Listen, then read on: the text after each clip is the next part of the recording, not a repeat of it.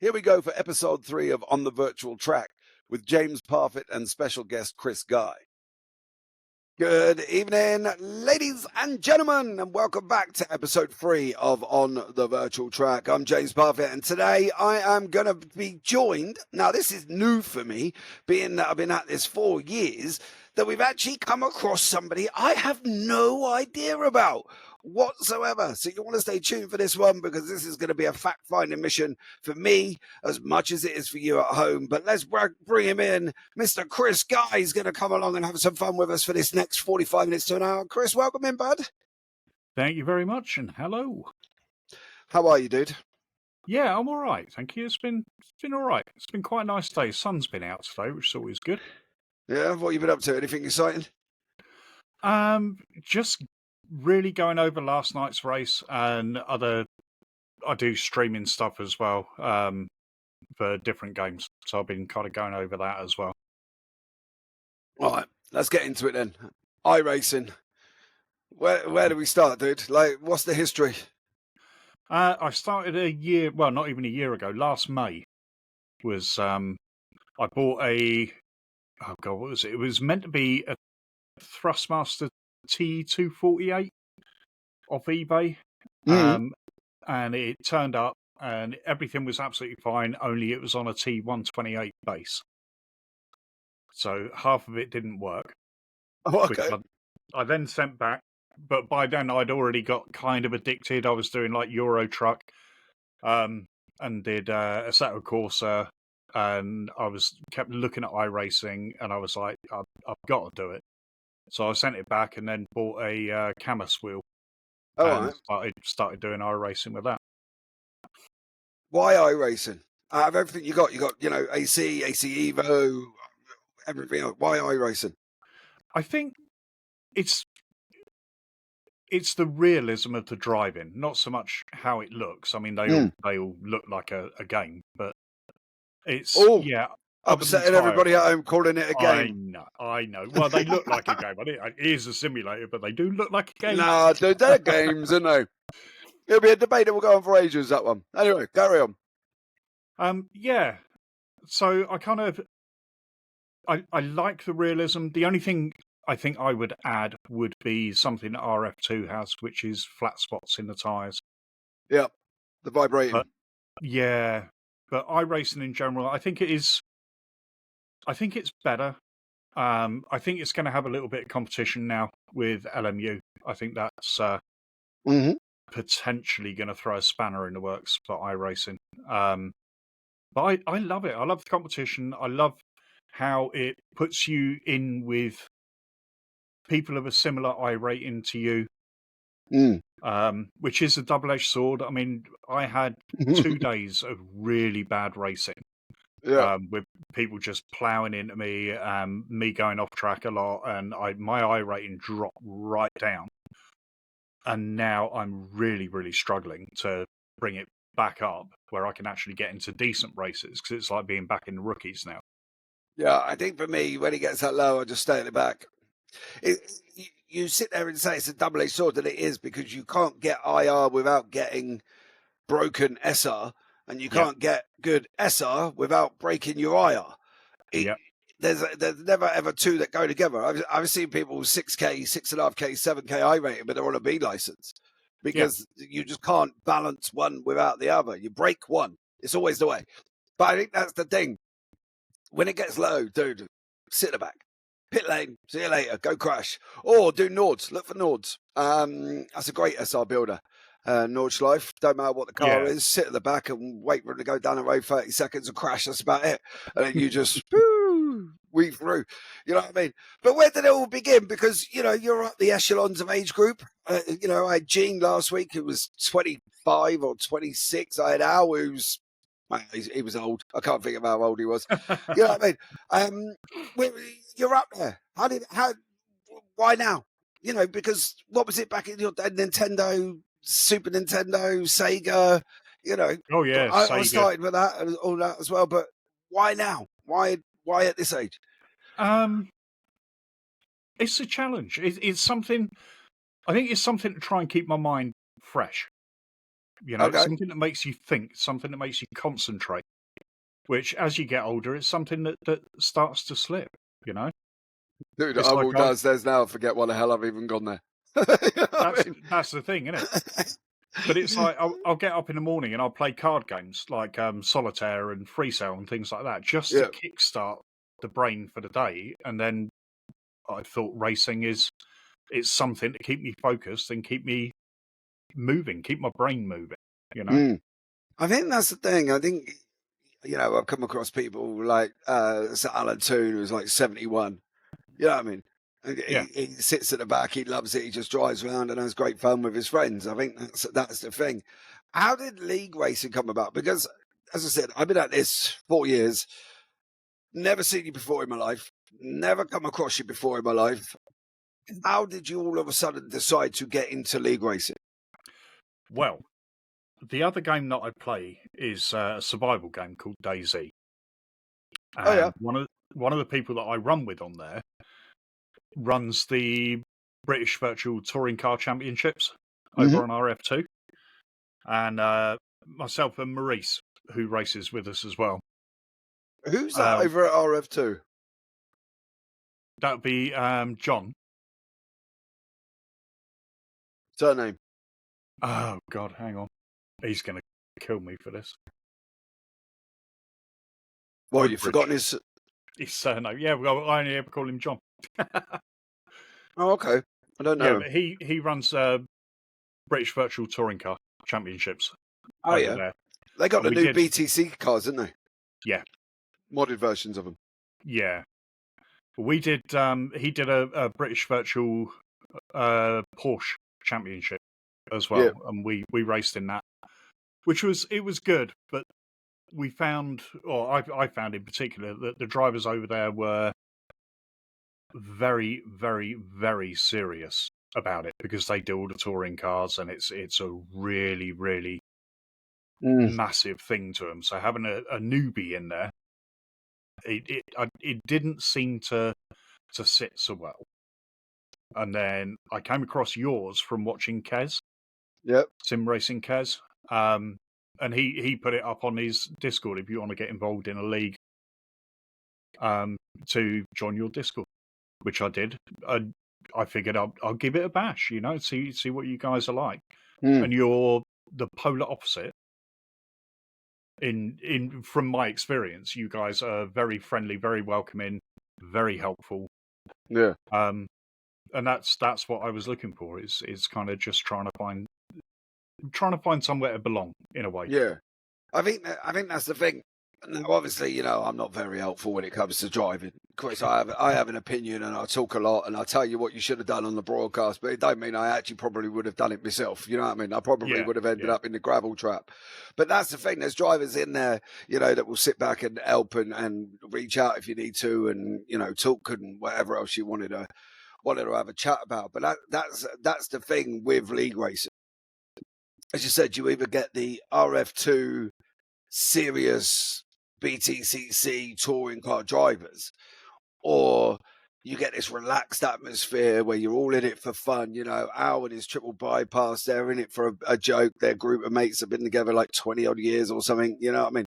And that's the thing. It's all about finding, I suppose you are right. It's about finding where you belong. yeah, You know what I yeah. mean? It's kind of And that's the find thing. your niche.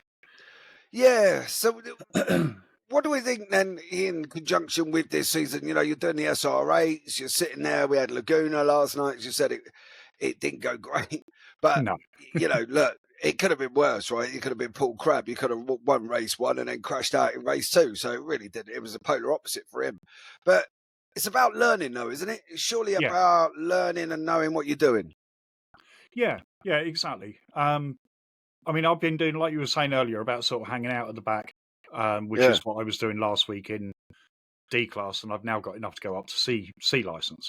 Mm. And the whole goal of that was to sit at the back, and I ironically got my first ever podium last week with the Nice. BMW M2. At, How is that car? I've had a lot of mixtures with that car. yeah, I didn't like it to begin with, to be totally honest. And I think on a short course, it's Mm. good. I think if you put it on Nords, not so much. I think you're going to spend a lot of time sideways or facing the wrong direction. It's a weird car. It's a very weird car, but it's a Yeah. lot better than the Mazda. Oh, I love the Mazda. I think the Mazda racing is some of the best I've seen. There's leagues I've covered that have done Mazda racing, and their racing's been incredible. Do you know what I mean? Yeah. And I think that a lot of the things come from the drivers in the car. The Right. reason Mazda is awful in officials is because the drivers are awful with it. You know what I mean? Yeah. And they're Yeah. generally rookies, maybe early Ds that got, I'm a D license, woo! Yeah. Max Verstappen. You know what I mean? And next, you're getting dive bombed every which way bar Sunday, and you got people coming by aeroplane because they're that far back. You know what I mean? And that's the thing, I think. And it's understanding what car you like, what car you Yeah. don't like. You're going to get into it, and you'll be like, oh, I want to try that one. I want to try that one. And then before you know it, you're doing one car one day, next car next day. And a lot of the rad guys just stick to the radical. Right. That's it. You know what I mean? They stay on one pathway, and they'll stick to the rads, and then some of them will do the GT3 special events. But generally, you'll find them in the Radical League somewhere. Yeah. See, I enjoy the Ferrari. I really quite like. The Radical I'd never even driven until starting the league. It's a great car, And though. it is awesome. I absolutely love it. Yeah. I think that's the thing with that car. It's probably one of the greatest cars to start in. That will give you your LMP2. Well, no, you go free now, aren't you? Because they brought the free in. Go Yeah. LMP3, LMP2, GTP pathway. That's that downforce kind of machine. Yeah. Because it's not an open wheeler. It's a closed up sports car kind of sort of thing. So you'll go down that road, and I think that's where most people end up going. But Yeah. where are you going? What's the ultimate goal of playing this game that we all love and hate and don't want to play and do want to play all at the same time? I'd like to do endurance. That's kind of that's my aim, is to get into endurance racing. Um, GT3s, LMP2s, GTPs? GT3 more than anything, I think. Yeah. Because LMP2s, it's too much for me. It's too quick. I'm old, I'm on the wrong side of 50.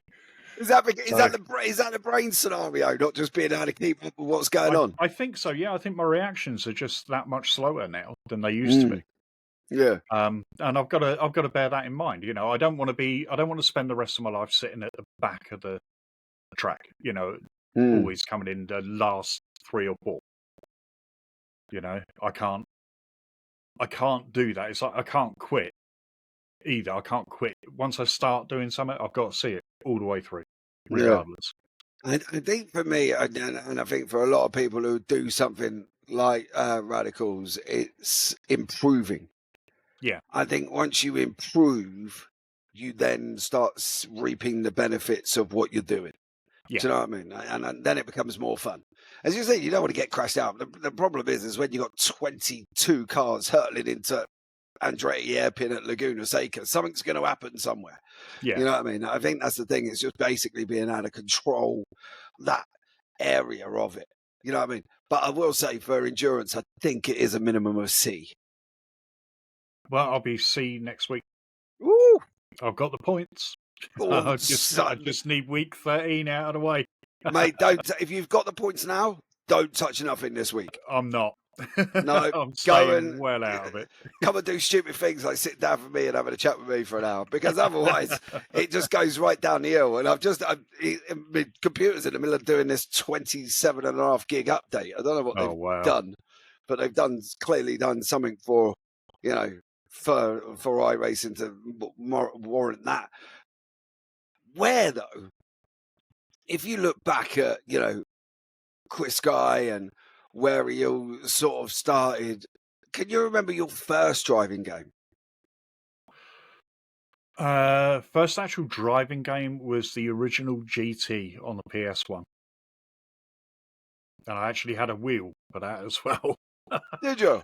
Yeah, I had a wheel. It had the little flat bit So you kind of sat on the floor, and it sat between your legs, and there was like a flat bit that sat under your thighs to Mm-hmm. hold the wheel there, and pedals at the end. Yeah, that was back in 97, 98. Do you ever remember the game called Pole Position? Yes. That was mine. That was as much as I can remember, and I played. Obviously, you played it on a controller; it didn't really make a difference. But that was the first thing I think I picked up, and then it was the touring car game on PlayStation, Yeah. PS1. I think it was I can't remember the actual name of it. Somebody actually turned around and posted the other day in a Discord I'm in that he found the game at a boot sale. Oh my word. Mate, I would have bought a PS1 just to play that because I love that game. But I think that's the thing. We've all got a history of where we can remember picking things up. Where did your pathway go after that? What got in the way that you didn't reach iRacing until after 50? I moved out to America for 5 years. Came back to the UK in 2004. All right, let's back up.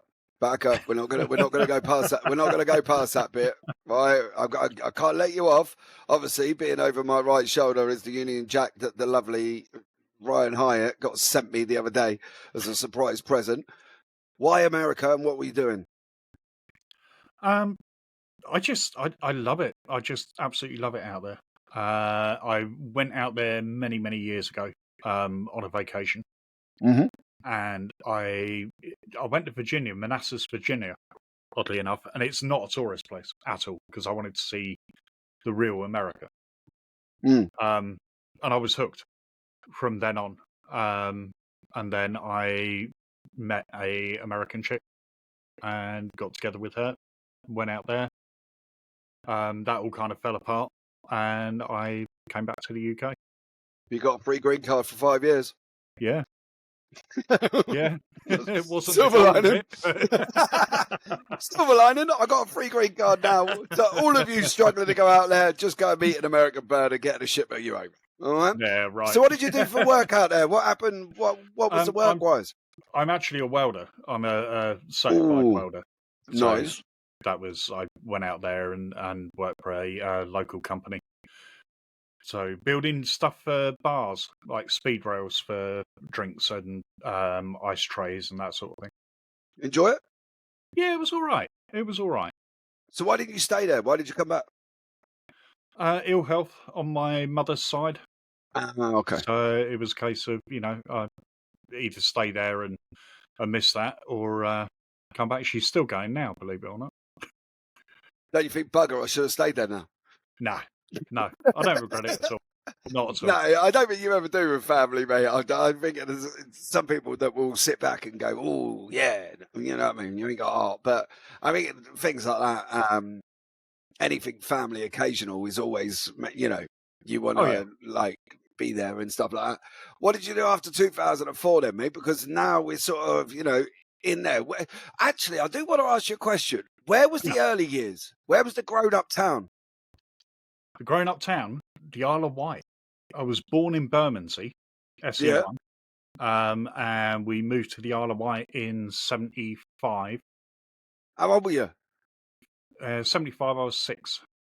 Oh, okay. Okay, so spent a lot of time up in London area. Yeah. I wouldn't go back there now. I went back there in the late 90s, and where I grew up, or where I was sort of brought up as a youngster. Yeah. Totally different place now. Totally different. Mate, I went back. I grew up there. Like North London was my home. Right. We went up there. Went up to see Christmas lights. Now, the memory of what I had as a kid of the Christmas lights was completely different bloody reality to what I had when I was up there. Do you know what I mean? Yeah. And I went back. I parked the car up at my auntie's house, who lived just across the road from me, and I jumped on the tube at Millow East on the Northern Line, straight in. So there I was with the family. Mate, it was a shithole. It was an absolute shithole. I've got to be honest. It was crazy. Even where I grew up. When I grew up, it was, it was a cul-de-sac. So you go to the end of the road, can't go no further, unless you're going to go and join the cows in the field. And your neighbour cheating. I remember one story. I was cheeky to my neighbour. She clipped me around the ear. So I went up to my dad and I said, Dad, she clipped me around the ear for being cheeky. He clipped me around the other ear and grounded me for a week for being cheeky to the neighbour. You know what I mean? Didn't even go down and support me. Didn't even help me out. He just clipped me around the ear, told me I was going, that was it. But that's the thing. They call it progress, and it's more of a concrete jungle. It was bloody horrible, to be blatantly honest with you. I think that's the thing. But how did you end up on the Isle of Wight? It's like my story if I told you of how I ended up on Hayling Island. Oh, really? Yeah, I ended up on Hayling Island. It was bizarre, to be blatantly honest. We used to spend our 6-week holiday down at my caravan with Nan and Grandad. And then one day my parents come home and went, we're moving. I said, all right, where are we going? They were like, we're going to Hayling Island. I was like, oh, okay. I'll finish my school off down there, Mum. But how did you end up on the Isle of Wight? Why the Isle of fucking London? What did you do? Throw a dart and miss? No, my mum was born on the Isle of Wight. So we had a lot of family down there, and she gave us the option. Apparently, a 6-year-old and a 8-year-old decided that we wanted to live on the Isle of Wight. So she was like, okay, she sold the maisonette in London, bought a house down there. Hold on, an 8-year-old. I want to go over by boat every day, get me shot. So where did you end up after that? Where were you? You know what I mean? You've been around, haven't you? I have, yeah. From the Isle of Wight, I lived in North Devon for a while, Barnstable. I was oddly, I was selling timeshare there in Croy Bay. Yeah, seriously, back in the you ain't one 90s. Of them. Yeah, I remember them. Yeah. So many people I know ended up getting scammed out of money because people were dodgy as hell. Oh, or you buy a timeshare for a new duplex complex in Podium Resort or some other posh name, and you go down there and you got a fucking camping shed on the beach. So many people. Sorry? So many people I know got done by that. Oh, yeah. So I did that and then moved back to the Isle of Wight, and then I ended up in Dover working as, oh God, my camera's gone wompy, doing a sheet metal work on hovercraft, cross-channel hovercraft. Oh, yeah. I used to do the refits on them, so it was like taking all the roof skins off and rebuilding them, basically, over the course of a winter. Did a little stint in Leeds working for British Steel, making JCB buckets. Yep. That was welding. And then ended up in Brighton with my wife now, who I have known since 1978. When you only 8 then? We went to school, yeah. We went to school together. And you met later on? Yeah. Oh, romantic love story here on JBB. There you go, yeah. No, we don't often get them. But there we go, we got a love story. So what are you doing? So what are you up to now? We have a small holding in Wales. We live on a mountain in Wales. So it's a slightly different style of life now. Relaxed? Very, very. We got sheep, we got goats, little bit of land. You retired? It's awesome. Semi-retired, yeah. So the wife works down at the local garage, and up until last week, I was working for a parcel delivery company as a weekend driver. Oh yeah, I've been there, mate. Done that. Yeah, that's my iRacing took a big hit for 6 months while I was doing that, because the last thing I wanted to do was get on a track. Yeah, after spending 40 hours over a weekend driving, basically. Yeah, I've been there, mate. I've been there, done that as well. I think that's the thing, and I think sometimes it's a lot. I think, to be fair, not sometimes, but a lot of the time, it's finding that balance between life and a passion. Yep. Do you know what I mean? I'm lucky because my passion is my life.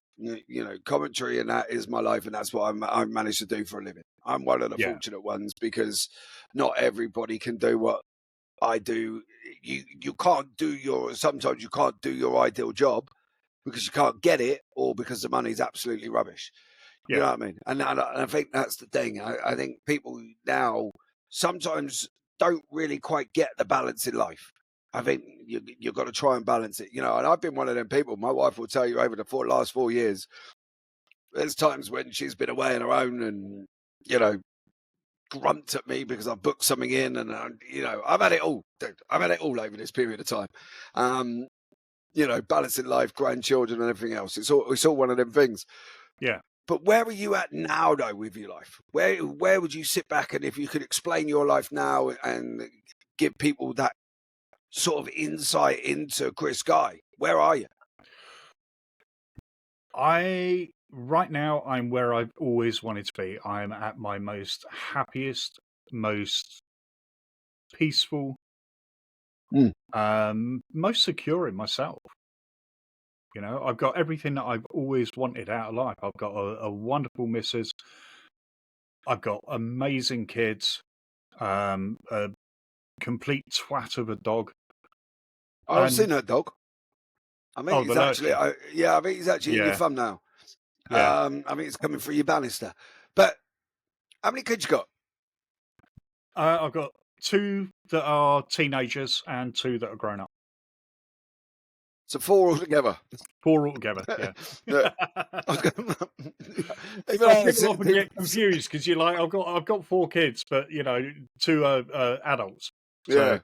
Yeah, I think that's the thing, isn't it? I think it's just all sort of like learning in your life to get happiness that doesn't always happen. I think there's a lot of people that aren't. But there's a lot of people that grumpy, probably pissed off, upset, wake up every day and go, oh, I've got to fucking work. You know what I mean? And then it's like, give up. That's why I think I've probably done so many jobs in my life, because I turn around and when I get to the point and go, oh, fuck's sake, I've got to go work. I turn around and go, time to change. No, I don't. Exactly. Yeah, I'm the same. Yeah. It's time for a change. Do you know what I mean? Yep. And I don't know how long this is going to last, mate. You know what I mean? I don't know how long commentary is going to last. I don't even know how long my throat's going to hold up, to be blatantly honest with you. But you just enjoy the ride while you're on it. Yeah. Yeah. I think that's the thing, isn't it? I think one of the biggest things in life as well is remembering that you work to live. You don't live to work. Oh, bro, come on. If you're in the UK at the moment, you know full well it don't matter whether you're working to try and live or live to try and work. You are taking tax every which way possible. Oh, yeah. Yeah, for sure. You know what I mean? We're getting absolutely nutted over here in a minute, and let's be real about it. We've got another budget coming in April. That's going to be an interesting one. Yeah, that would be great, wouldn't it? Oh, mate, it's one of them things, isn't it? You know what I mean? The wonderful world of governments and everything else. It's just the wonderful world we live in. Where do you see yourself going in 5 years' time? I'll probably still be doing the racing. And I'll probably still have animals and still be this grumpy, chilled out dude who lives at the top of the mountain that doesn't like people. Hold on. Are we talking top of the mountain, genuine top of the mountain? It's the Black Mountain on the Brecon Beacons. Oh, right. Yeah. You got internet, I presume? Yeah. Oh, okay. Just no, it's always that famous Welsh joke, isn't it? You know what I mean? Have you got your Velcro wellies? Yeah. Yeah, and we got sheep as well. Oh, dude. it's going to go wrong. Don't do it. Anybody that don't understand Velcro wellies, Google it. That's all I'm going to say. Probably best to be blatantly honest. You know what I mean? How far do you think you're going to go in iRacing? I'd like to be a 9,000. It's never going to happen. I'd be happy just being a maybe 2,000. Yeah. And just doing my thing, just having fun. The whole point for me is it's having fun. That's what it comes down to. It's why I play Daisy. Daisy is great because I can have fun and shoot people in the face, and that's awesome. And not get arrested. Not that we recommend you go out and shoot people in the face to try it, guys. In real life. Yeah, you know, we're showing you. Oh, whatever. If you're watching this and you haven't got common sense, you are in bloody trouble. So there we go. Go on, carry on. So yeah, I mean that's kind of where I want to be at. You know, um, I don't want to be. I don't ever want to be famous or any of that shit. You can keep that. That's way out of where I am. You know, I Mm, like to be. I like to be a nobody. You know, just some. That's my name, Jag. Just another guy. yeah. And that's kind of where I'm at and where I want to be. I think that's the thing for me because it's interesting since doing this. You know, I met thousands of people, and you kind of support and the love that you get from them as you go over the time. Don't get me wrong, you meet your dickheads. You know, Yeah, there's dickheads in every bloody thing you do, isn't there? And there's dickheads in this as well. But it's learning to who to get rid of and who to keep. Do you know what I mean? yeah. I think that's a lot of the thing. But if you could give yourself a word of advice, you know, what would you give yourself? What would you say to yourself? You know, if you go back now and meet Chris, who's 7 or 8 on the Isle of Wight, what would you say? Uh, oh, that is a tough one. I would probably say don't ever stop doing what you believe. Mm, I think that would be my biggest bit of advice. If you believe it, just do it. See it through. mm. Yeah, I think you're right. I think a lot of people don't, to be blatantly honest. But we sometimes go when we have people, when I talk to people in general, just in the Discord or doing this, they've got some form of back history, petrol head history in cars. You know what I mean? What's Chris's insight? Because we don't find driving games unless we've got an interest in it somewhere. I've had 13 Mark 1 escorts in my life. I don't even want to ask this question, but why? Because I love them. Absolutely love them. I bought an RS2000, a Mark 1 RS2000 in boxes. Apart from the shell and the chassis, the whole thing was in boxes. I paid 250 quid for it, and I spent 2.5 years building it, and You then sold it. never. Yeah, and then I sold it. It Why? was purely just to do it. If everybody who, if you don't actually know what a Mark One escort is, it is that. There you go. That's How the. can look at the face on it? How can you not love that? I'm not saying you do love it. I'm not saying you can't love it because I remember them in rally. Yeah. When they stuck them in the rally, and they were absolutely amazing. But where did you go after that then? Because surely did you keep this? You've got it in a garage stashed over with a blanket. Oh no, I wish. No, Oh. the RS I sold. I sold my last one in '97. What one was that? We were moving, and we had a BMW, we had 2 minis and the Escort. So one of the minis and the Escort had to go, and we took the BMW and the other mini with us when we moved. And it went to Scotland. It went from Dover to Scotland. The Dude, guy I came would down. have jacked off that BMW straight away. Bye. No, it was a 320 straight six, not even an injection. It was lush. You had an RS Escort Mark Yep. 1. No, the BMW would have gone, mate. Even out of one of the minis. Yeah, but at the Let's time, be Mark 1 real. Escorts were 2 a penny. They were Yeah. worth nothing. Yeah. I suppose when you look at it, they were, but still would have been nice to have one. Have you got one now? Can you imagine how much money I would have now if I'd have kept all 13 of them? Ben, what's the going rate? Hold on. Mark 1 Escort 2000 for sale. Do I want to turn it? 40, Basic. 50 grand? Oh, well, basic models. Anything between 3 and 10. Yeah. Top of the range twin cams RS 1600s could increase the price of more ordinary versions. Bora Motorworks is offering a limited run of 150 continuation models of the Mark 1 RS2000. Cars with apparently, 375 grand. That's what they're selling them for. Yeah. That's insanity, isn't it? Gutted, dude. Gutted. Yeah. If anybody wants a Mark 1 Escort, you can get them in and around off. You just Google Mark 1 Escort for sale. 75 grand for a 2.0 Mark 1 RS2000 with a whole bay engine, racing stripes. Yeah. Do you regret it now? Do I regret it? What, getting rid of them? Yeah. You would have been sad.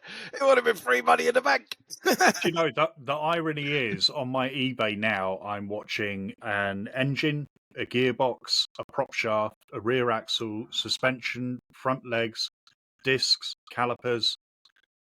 Before I die, I am going to build a Mark 1 Escort in my garage. That is my goal, just to get all the panels and build one. Yeah, I had an RS2000 and I'm just, oh, bloody hell. No way. I had an RS2000, by the looks of it, it was the Mark 6 version. But I had alloys on mine, and it was lowered. And I could buy that again for 8 grand.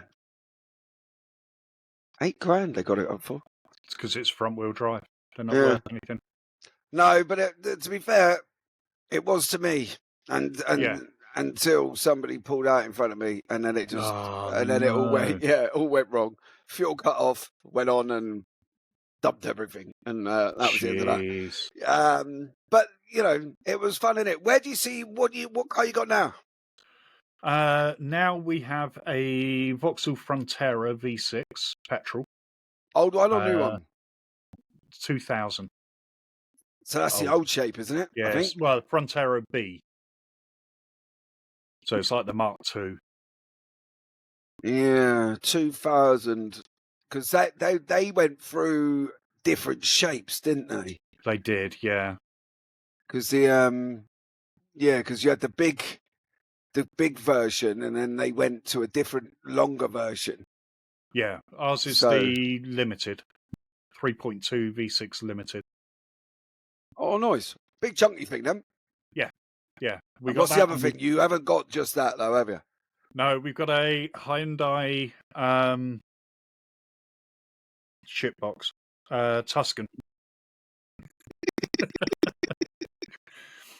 Yeah. Unfortunately, Hyundai mate, Tuscan. you ain't wrong. I used to have a Hyundai Coupe up until a couple of years ago, the V6, and I swear to God, that is the best little sports car I've ever owned. It was a sack of shit, but it was a really nice little car. It's slower than snail snot. 187 horsepower or something stupid like that for a V6. I think that's the thing when you look back at certain things, your history of your car and your history of your life. And, you know, I saw a thing the other day, and there was a guy sat on a bench outside a shed, and he had nothing more than a reel. But on that reel was metal. That metal is reel. So sad. Did you see that? I don't know if you've seen the video, and it was a geezer literally sat there with a metal reel saying that he's had this metal reel for 40 years of his life, and how it's all got in through the reel and everything. Like, it's stuff like that. I think it makes you appreciate what you got. You know what I mean? Yeah, you know, for sure. And you know, for you living on top of a mountain, happy days, isn't it? It is. It is. I've got a couple of motorbikes. Again, old bikes. 78 and a 79. Yamaha XS 1100s. Pair of. Drive them? No. God, no. Why? One of them I got from a really good friend of mine who died in 2020. He had a heart attack. And he'd been having a conversation with his wife a couple of days before, saying, if anything ever happens to me, get hold of Chris and give him the Governor, which is 1100. So his dad phoned me a couple of weeks after and said, look, you know, Matt wanted you to have the Governor, and I'll bring up a load of spares. So he's brought the Governor up, And then he's brought another XS11 up with a spare engine, loads of other spares, loads of Honda spares. He had his trailer full of bike parts, and he was like, just have the lot. Just take the lot, you know? So the Governor I'll never ride. I've repainted it the way that Matt wanted it. He wanted dragon scales and a lot of artwork on it, which I've done. And the other one I'm kind of using as a parts bike, which is a shame because I think there's only like 10 left in the country. Yeah. Do it back Very up. hard. Sell it on. Yeah, I might well do. I would. Do it up and sell it back on. But I think, you know, when you look at things in general, I don't think people quite appreciate the little things. You know what I mean? And I think that's the thing. You know, I found my old box of stuff that I had with a kid, and there was, you know, like football medals in there from when I was like 13 and had knees that could actually run that far. You know, wait, yeah, we know what it's like, right? Let's be real about it. You know what I mean? You wake up in different ways to find pain, and it's just not even the same. But I think, you know, it needs to be people's recognition of life. You know what I mean? I think that's the thing for it here, and you know, for everybody really out there, you know, enjoy what you're doing. If you don't enjoy it, don't fucking do it. It's as easy as that. Life is really short. Yeah, it definitely is, and it's hard as well. Yeah. All right. So there we go. If you give anybody any words of advice, you know, anyone in the world who comes up to you and says, "Chris, I need some advice," what would you say? Be nice to people. Don't judge people. And there is a massive difference between hate speech and speech that you hate. I'm going to clip that because there's a lot of people that could do with hearing that. Yeah. Just because you don't like it doesn't mean somebody's not entitled to it. You know? That's where free speech comes into it, Chris, isn't it? Yeah. Just be nice. At the end of the day, disagree with somebody all you like. Be nice. Yeah. Respect costs nothing. I fully agree. Now, I ask everybody this question, generally before we end up. I know, believe it or not, I know you said you can't talk for an hour, but we're going nearly 45 minutes already. Really? Yeah. We are literally about 2 minutes away from 45 minutes. So it's amazing, isn't it? Yeah. Car, truck, iRacing gave you a free reign. What would you put in it?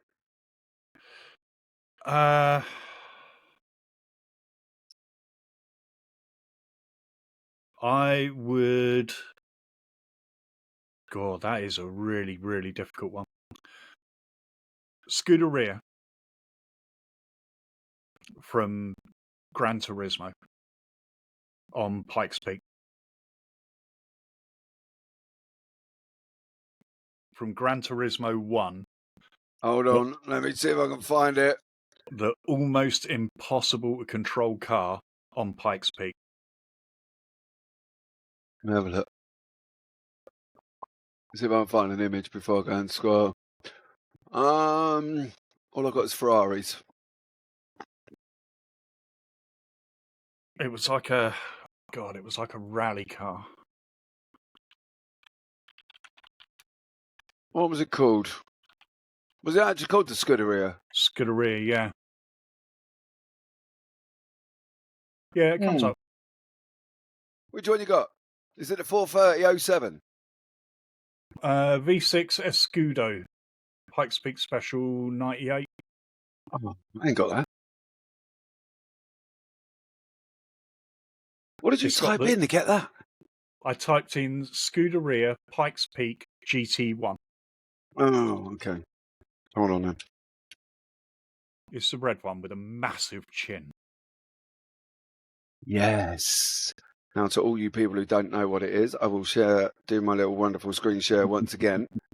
And if you don't remember this car, well, you haven't driven Gran Turismo 1. There you go. Absolute beast of a car. Can you imagine that on dirt road? I'd love to. I mean, that's what they were built for, wasn't it?